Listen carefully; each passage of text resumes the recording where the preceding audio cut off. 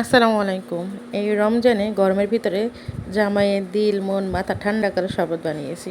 তবে অনেকে আজকাল আমাকে বলছেন যে, "আপু আপনি শুধু স্বামীর সাথে ঘুরেই বেড়ান, ঘুরেই বেড়ান, ঘুরে বেড়ান।" আরে ভাই আমি যদি ঘুরে বেড়াই কাজকর্মগুলো কে করে? কাজকর্ম করে তারপরেই তো ঘুরে বেড়াই। আর জামাই বেটার সাথে ঘুরবো না তো কোন বেটার সাথে ঘুরবো? অন্য বেটার সাথে ঘুরে কি মাইর খাবো? জামাই বেটাই তো সব। বাবা-মা জামাইয়ের হাতে তুলে দিয়েছে, জামাই তো সব। জামাই ছাড়া কে আছে বলুন? জামাইয়ের খাচ্ছি, জামাইয়ের পড়ছি, জামাইয়ের সাথে ঘুমাচ্ছি, জামাইয়ের সাথেই তো ঘুরবো। কার সাথে ঘুরবো? কেন জামাইয়ের সাথে ঘুরলে কি হিংসা হয়? জামাইয়ের সাথে ঘোরাটাই তো ভালো। স্বাচ্ছন্দ্যে ঘুরি, আরামে ঘুরি। কোনো ভয় থাকে না মনে। অন্য মানুষের সাথে ঘুরলে পারে তো খুবই খারাপ। আপনারাই তখন বলবেন, আপু অন্য মানুষের সাথে ঘুরিয়ে বেড়ান। তো যাই হোক এখানে তো আমি চিয়া সিড প্রথমে ভিজিয়ে নিয়েছি। এখানে এই শরবতের কোনো নির্দিষ্ট পরিমাণ নেই। যার যা ইচ্ছা যেগুলো ফল যা কিছু ইচ্ছে এভাবে কুচি কুচি করে কেটে নেবেন। কাটার ইচ্ছাটাও আপনাদের যেভাবে ইচ্ছা সেভাবে কেটে নেবেন। এবার চিয়া সিড আমি ৩-৪ ঘন্টা আগে ভিজিয়ে রেখেছিলাম। তারপর ফলগুলো সব এইভাবে কেটে নিলাম।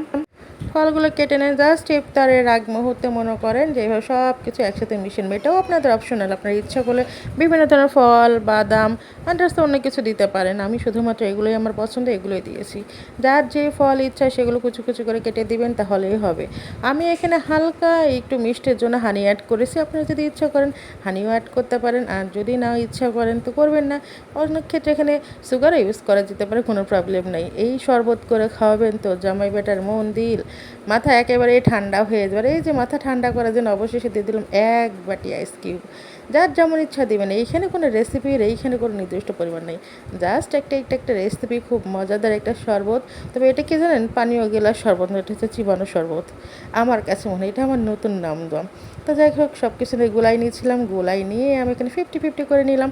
কেননা রুয়া আফজার গন্ধ আমার ভালো লাগে না। ওই যে জামাই তো মাথা ডিলাতটা ঠান্ডা করতে হবে, তবেই তো সব কিছু আবারও ঘুরে বেড়াতে পারবো।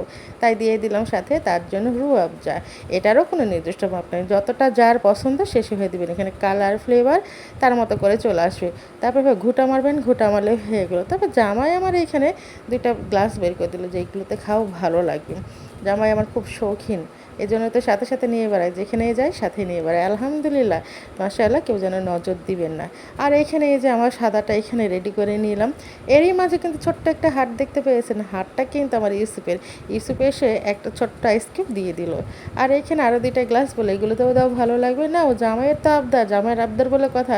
কার আবদার পূরণ করবো? যার খাচ্ছি যার পড়ছে তারই তো আবদার পূরণ করবো। আলহামদুলিল্লাহ এই তো জামাইয়ের আবদার পূরণ করার জন্য এই গ্লাসগুলোতেও নিয়ে নিলাম। তো এইভাবে মনে করেন যে একটু কলাকৌশল অবলম্বন করলেই খুব সুন্দর একটা ড্রিঙ্কস হয়ে যায়। তবে হ্যাঁ, গিলে খেতে পারবেন না, চাবিয়েই খেতে হবে।